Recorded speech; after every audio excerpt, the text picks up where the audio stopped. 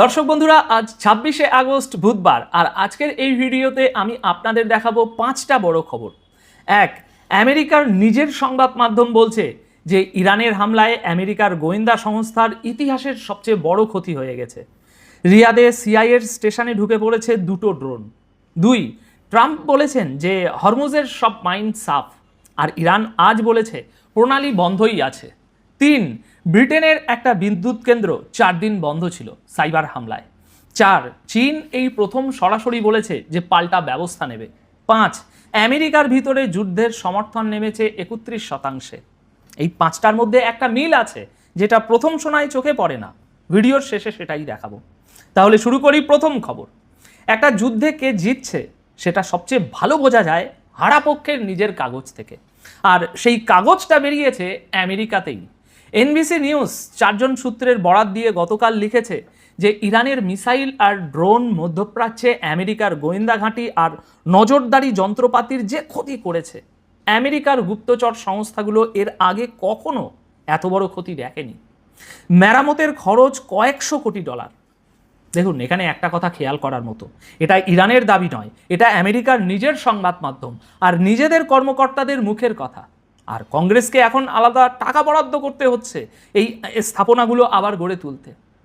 কোন ঘাঁটিতে কি হয়েছে সেটা এতদিন বলা হয়নি, এবার 2টো জায়গার নাম বেরিয়েছে। প্রথমটা হলো রিয়াদ, সৌদি আরবের একেবারে রাজধানীতে। মার্কিন দূতাবাসের ভিতরেই ছিল সিআইএর স্টেশন। টাইমস অফ ইসরায়েল লিখছে মার্চ মাসে সেখানে এসেছে 2টো শাহেদ ড্রোন। প্রথমটা দূতাবাসের দেয়ালের দুর্বল একটা জায়গায় লেগে একটা ফুটো করেছে, আর দ্বিতীয়টা সেই ফুটো দিয়েই ঢুকে ভিতরে ফেটেছে, কেউ মারা যায়নি। আর দ্বিতীয় জায়গাটা পূর্ব ইরাকে সুলেমানিয়ায়। সূত্ররা বলছেন এরকম স্থাপনা একটার বেশি ছিল, তবে ডজন খানেক নয়। এত নিখুঁত নিশানা ড্রোন একা ঠিক করে না, কেউ বলে দেয়। আর সেই প্রশ্নটাই মার্কিন গোয়েন্দারা নিজেরা তদন্ত করেছেন। পশ্চিমা গোয়েন্দাদের একটা ভিতরের নোটে লেখা হয়েছে যে এই সিআইএ স্থাপনাগুলোর নিশানা ঠিক করায় রাশিয়ার ভূমিকা সম্ভবত ছিল। এনবিসি বলছে রাশিয়া আর চীন দুই দেশই ইরানকে স্যাটেলাইটের ছবি দিয়েছে। রাশিয়া দিয়েছে ইলেকট্রনিক গোয়েন্দা তথ্যও। আর শাহেদ ড্রোনে বসেছে রুশ কমেটা এম স্যাটেলাইট নেভিগেশন, অনেক বেশি নিখুঁত আর জ্যাম করা কঠিন। সিআইএর সাবেক স্টেশন প্রধান ড্যানিয়েল হফম্যান বলেছেন রাশিয়া আর ইরানের স্বার্থ এখানে এক জায়গায় মিলে যায়। দুই দেশই চায় নিজেদের এলাকা থেকে আমেরিকার প্রভাব কমে যাক বা একেবারেই মুছে যাক। ইরানের রাষ্ট্রসংঘ মিশন, রাশিয়ার প্রতিরক্ষা মন্ত্রণালয় আর সৌদি সরকার এই প্রশ্নে কেউ কোনো জবাব দেয়নি। এবার পুরো ছবিটা। এনবিসির হিসাবে এই যুদ্ধে ইরান 2000-এর বেশি মিসাইল, ড্রোন আর আকাশ হামলা চালিয়েছে। নিশানায় ছিল 8 দেশে অন্তত 20টা মার্কিন সরকারি স্থাপনা। মে মাস পর্যন্ত 42টার বেশি মার্কিন সামরিক বিমান ক্ষতিগ্রস্ত বা ধ্বংস। ওয়াশিংটনের গবেষণা সংস্থা CSIS এর বলছে যে আমেরিকা এই যুদ্ধে ঢুকে পড়েছে অথচ নিজের ঘাঁটি বাঁচানোর কথা যথেষ্ট ভাবেনি। এটা প্রথম নয়, এপ্রিল মাসেও এনবিসি লিখেছিল ইরানের হামলায় মধ্যপ্রাচ্যের 7 দেশে মার্কিন ঘাঁটির যা ক্ষতি হয়েছে প্রকাশ্যে তার অনেক কমই বলা হয়েছে। গুদাম, কমান্ড, সদর দপ্তর, বিমান হ্যাঙ্গার, স্যাটেলাইট যোগাযোগ, রানওয়ে, দামি র্যাডার সব ছিল সেই তালিকায়। কংগ্রেসের এক কর্মকর্তা তখন বলেছিলেন যে কেউ কিছু জানে না, আমরা সপ্তাহের পর সপ্তাহ জিজ্ঞাসা করে যাচ্ছি, উত্তর পাচ্ছি না। দর্শক বন্ধুরা, আমার বিশ্লেষণটা বলি। 6 মাস ধরে পেন্টাগন একটা কথাই বলে এসেছে, ক্ষতি সামান্য। এই খবরের পর হোয়াইট হাউস বলছে সিআইএকে জিজ্ঞাসা করুন, আর সিআইএ মন্তব্য করেনি। অভিযোগটা মিথ্যে হলে কাজটা খুব সহজ, ক্ষতির হিসেবটা এক পাতায় এনে দেখিয়ে দিলেই তর্ক শেষ। সেটা এখনো হয়নি। দ্বিতীয় খবর, হরমুজ। মঙ্গলবার ট্রুথ সোশ্যালে ট্রাম্প লিখেছেন যে নৌবাহিনী আমাকে এইমাত্র জানিয়েছে হরমুজ প্রণালীর আন্তর্জাতিক জলসীমার সব মাইন সরানো হয়েছে, নয়তো ফাটানো হয়েছে। সঙ্গে হুমকিও আছে, নূতন মাইন যে জাহাজ পাতবে তাকে সঙ্গে সঙ্গে ধ্বংস করা হবে। স্পেস ফোর্স নাকি প্রণালীর প্রতিটা ইঞ্চি নজর রাখছে।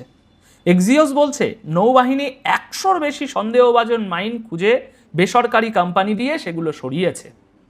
দেখুন, এই দাবিটা কিন্তু নতুন নয়, 1 সপ্তাহের মধ্যে এটা দ্বিতীয়বার। 18ই আগস্টে একই কথা বলা হয়েছিল। একই দিনে ঘণ্টাখানেকের মধ্যে আরেকটা খবর এসেছে তেহরান থেকে। ওমানের পররাষ্ট্রমন্ত্রী বদর আল বুসাইদি তেহরানে গিয়েছেন। ইরানের পররাষ্ট্রমন্ত্রী আরাগাচির সঙ্গে বৈঠকের পর একটা যৌথ বিবৃতি বেরিয়েছে। তাতে বলা হয়েছে হরমুজে একটা অস্থায়ী যৌথ নৌ করিডোর হবে আর মাইন সরানোর একটা যৌথ প্রকল্পও হবে। এখন এতদূর শুনে মনে হবে প্রণালী বুঝে খুলে যাচ্ছে, কিন্তু আজ সকালেই তেহরান সেই ধারণাটা ভেঙে দিয়েছে। ইরানের উপপররাষ্ট্রমন্ত্রী কাজিম গারিবাবাদি আজ বলেছেন ওমানের সঙ্গে সমঝোতা হলেও হরমুজ বন্ধই থাকছে, আগে আমেরিকাকে জুন মাসের সমঝোতায় ফিরে আসতে হবে। কেন হঠাৎ এত কড়া ভাষা? কারণটা পাকিস্তান। ইরানের সংসদের পররাষ্ট্র কমিটির প্রধান আব্বাস গোলরু তিনি বলেছেন আমেরিকা পাকিস্তানের মাধ্যমে ইরানকে আলোচনায় ফেরার বার্তা পাঠিয়েছে। তার কথায় একদিকে হুমকি, অন্যদিকে বার্তা, এই দ্বৈত আচরণটাই কুৎসিত। ইরানের সংবাদ সংস্থা তসনিম বলছে পাকিস্তানের সেনাপ্রধান ইরানের শর্তগুলো ওয়াশিংটনে পৌঁছে দেবেন, আর সংখ্যাটাও সেটাই বলছে। মঙ্গলবার হরমুজ পেরিয়েছে মাত্র 5টা জাহাজ, 2টো এলপিজি ট্যাঙ্কার আর একটা বিটুমিন ট্যাঙ্কার, আর 2টো খালি জাহাজ। গত 10 দিনের গড় ছিল দিনে 15টা। তেলের দামও আজ পড়েছে 2.6%, ব্র্যান্ড $86.20।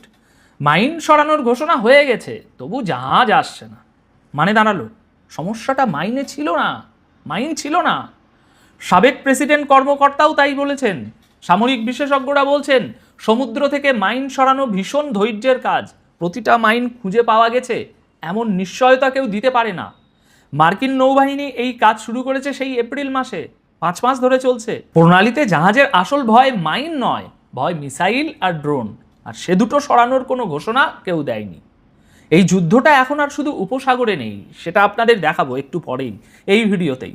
তবে তার আগে তৃতীয় খবর, ব্রিটেনের সানডে টেলিগ্রাফ লিখেছে জুলাই মাসে একটা সাইবার হামলায় ব্রিটেনের একটা বিদ্যুৎ কেন্দ্র 4 দিন বন্ধ হয়ে গিয়েছিল। হামলাটা চালিয়েছে ইরান সংযুক্ত হ্যাকাররা। ব্রিটেনের কোনো বিদ্যুৎ স্থাপনা এভাবে বন্ধ হয়ে যাওয়ার ঘটনা এটাই প্রথম। কোন কেন্দ্র সেটা ব্রিটিশ সরকার নিরাপত্তার কারণ দেখিয়ে বলতে রাজি হয়নি। সরকারের দপ্তর বলছে ওটা ছোট মাপের একটা জেনারেটর ছিল, বড় গ্রিডে কোনো প্রভাব পড়েনি। ব্যাপারটা যদি এতই ছোট, তাহলে তারপরেই বিদ্যুৎ কোম্পানির কর্তাদের ডেকে ব্রিফিং দিতে হয়েছে কেন? দেখুন, ব্রিটেন একা নয়, গত মাসে আমেরিকাতেও জলের ব্যবস্থায় হামলা হয়েছে, অন্তত 12টা রাজ্যে। হান্ডালা নামে একটা গোষ্ঠী ক্যালিফোর্নিয়ার হামলার দায় নিয়েছে। তারা বলেছে ইরানের জলের স্থাপনায় মার্কিন হামলার জবাব দিয়েছে তারা। এদিকে মঙ্গলবার মার্কিন স্টেট ডিপার্টমেন্ট একটা পুরস্কার ঘোষণা করেছে। আইআরজিসির নেতাদের খবর দিলে $1 কোটি পর্যন্ত, টাকায় ধরলে প্রায় 100 কোটি। অভিযোগের তালিকায় সাইবার অভিযানও আছে। আমার হিসেব বলছে এই খবরটা যতটা না ব্রিটেনের, তার চেয়ে বেশি ইউরোপের। মার্চ মাসে ব্রিটেন মার্কিন বাহিনীকে নিজের ঘাঁটি ব্যবহার করতে দিয়েছিল। প্রথমে বলা হয়েছিল এটা শুধু আত্মরক্ষার কাজে লাগবে, পরে সেই অনুমতি বেড়ে গিয়ে ইরানের ভিতরে হামলার কাজেও লেগেছে। 5 মাস পরে ব্রিটেনের একটা কেন্দ্রে বিদ্যুৎ বন্ধ হয়ে গেছে। এবার চতুর্থ খবর, চীন। কয়েকদিন আগে এই চ্যানেলে একটা প্রশ্ন রেখে এসেছিলাম যে বেসেন্টের নতুন স্যাংশনের তালিকায় চীনের নাম ওঠে কিনা। আজ উত্তর এসে গেছে, আর এসেছে চীনের নিজের মুখ থেকে। চীনের পররাষ্ট্র মন্ত্রণালয়ের মুখপাত্র লিন জিয়ান বলেছেন চীন সব প্রয়োজনীয় ব্যবস্থা নেবে নিজের অধিকার আর স্বার্থ রক্ষা করতে। ইরানের সঙ্গে চীনের সহযোগিতা আইনের ভিতরেই হচ্ছে, সেটা ব্যাহত করা উচিত নয়। কেন হঠাৎ এই সুর? কারণটা বেসেন্টের তালিকা। সোমবার তালিকায় 60-এর বেশি নাম আছে, আর তার মধ্যে চীন আর হংকংয়ের কোম্পানিও আছে। দেখুন, তালিকায় যা নেই সেটাও জরুরি। কোনো বড় চীনা ব্যাংকের নাম ওঠেনি। বেসেন্ট বলেছেন কেউ মার্কিন স্যাংশনের নাগালের বাইরে নয়, আর লক্ষ্যটাও তিনি লুকাননি, এই সরকারের শ্বাস বন্ধ করে দেওয়া। তার কথায় আমেরিকা আর ইরানি হুমকি সামলাচ্ছে না, শেষ করে দিচ্ছে। ইরানের সামনে 2টো রাস্তা রেখেছেন তিনি। 1, গোটা দুনিয়া থেকে পুরো বিচ্ছিন্ন হওয়া আর কোনো মতে টিকে থাকা। 2, স্বাভাবিক জীবনে ফেরার একটা শেষ সুযোগ। আর তেল পাচার আটকাতে তার কথায় একটা ফুটোও যেন না থাকে। এদিকে চীনের ভিতরেও সুরটা বদলাচ্ছে। পিকিং বিশ্ববিদ্যালয়ের অধ্যাপক ওয়াং ডং বলেছেন চীনা কোম্পানিকে নিশানা করা হলে বেইজিং নিজের স্বার্থ রক্ষা করবেই। ননজিং বিশ্ববিদ্যালয়ের অধ্যাপক ঝু ফেং তিনি বলেছেন চীন এই যুদ্ধে সরাসরি জড়াতে চায় না, কিন্তু উপসাগরে ব্যবসা বন্ধ হয়ে গেলে কি হবে সেই চিন্তা তাদের আছে। এবার সংখ্যাটা দেখুন, ইরান যত তেল বাইরে বেচে তার প্রায় 90% কেনে চীন, আর চীনের হাতে পাল্টা মারার হাতিয়ারও আছে। 2021 সালের একটা আইন আছে যেটা চীনা কোম্পানিকে বিদেশি স্যাংশন না মানার অধিকার দেয়। আর আছে তাদের বিরল খনিজ, যা ছাড়া আমেরিকার কারখানা চলে না। আমি যা বুঝছি, ব্যাংকের নাম না ওঠাটা দায় নয়, ওটা হিসেব। শি জিনপিং সেপ্টেম্বরের শেষে হোয়াইট হাউসে যাচ্ছেন, তার আগে ওয়াশিংটন চীনকে ছোঁয়ার ঝুঁকি নিচ্ছে না। 5 নম্বর খবর, আমেরিকার ভিতরের মাটি। রয়টার্সের নতুন জরিপ বেরিয়েছে। 1215 জন আমেরিকানকে 4 দিন ধরে প্রশ্ন করা হয়েছে। ইরানের বিরুদ্ধে এই যুদ্ধকে সমর্থন করছেন এখন 31%, মার্চ মাসে ছিল 37%, আগস্টের গোড়ায় 34। রিপাবলিকানদের ভিতরেও সমর্থন 77 থেকে নেমে এসেছে 69%। ট্রাম্পের নিজের জনপ্রিয়তা এখন 33%, 2 মেয়াদের মধ্যে সবচেয়ে নিচু। আর 83% মানুষ মনে করেন এই যুদ্ধ সহজে শেষ হবে না। আর একটা সংখ্যা আছে যেটা ওয়াশিংটনে সবাই দেখছে, যার কোনো দল নেই। সেই স্বতন্ত্র ভোটারদের 33% এখন ডেমোক্রেটদের দিকে, রিপাবলিকানদের দিকে মাত্র 19%। দেখুন, এর সঙ্গে আরেকটা সংখ্যা মেলান। যুদ্ধ শুরুর পর থেকে আমেরিকায় পেট্রোলের দাম গ্যালন প্রতি $1 বেশি বেড়ে গেছে। এবার নিজের কথাটা বলি, দেখুন, যে যুদ্ধ পেট্রোল পাম্পে গিয়ে ঠেকে সেই যুদ্ধ ভোটের আগে বোঝা হয়ে যায়। এবার চটপট কয়েকটা খবর। নেতানিয়াহু ইসরায়েলের চ্যানেল 14-এ বলেছেন যে ইরান তার এক ছেলেকে খুন করার চেষ্টা করেছে। মার্কিন ওয়েবসাইট নিউজম্যাক্স লিখেছে ছেলেটি থাকতেন ফ্লোরিডায়, সেখানে তাকে অনুসরণ করা হচ্ছিল। খবরটা একটাই সূত্রের, কোনো সরকার এটা নিশ্চিত করেনি, সেটা মাথায় রাখুন। জেরুজালেমের উপকণ্ঠে জাতিসংঘের সংস্থার একটা কারিগরি স্কুল দখল করে নিয়েছে ইসরায়েল। 340 জন ফিলিস্তিনি শরণার্থী ছাত্রছাত্রীর পড়া বন্ধ। জাতিসংঘের এক কর্তা বলেছেন এই দখল বেআইনি। এদিকে ইরানের মুখপাত্র বাঘি এই স্যাংশন নিয়ে বলেছেন এটা আন্তর্জাতিক আইনের নিয়মগুলোকেই মুছে দেওয়ার চেষ্টা। বেসেন্ট অবশ্য বলেছেন যে ইরানের নেতারা নিজেরাই স্বীকার করছেন চাপটা কাজ করছে।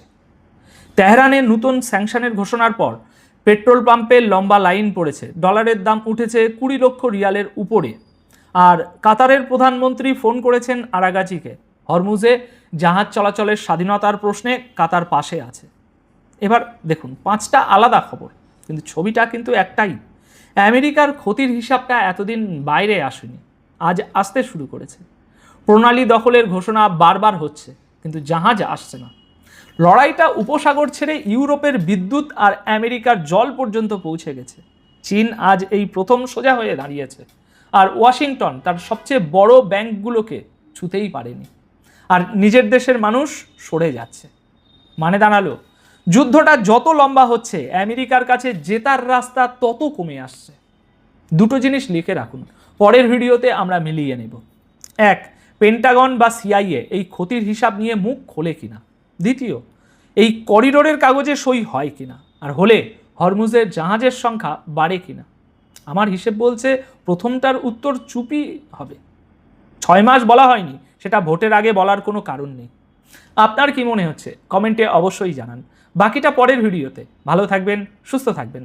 ধন্যবাদ আপনাদের সকলকে।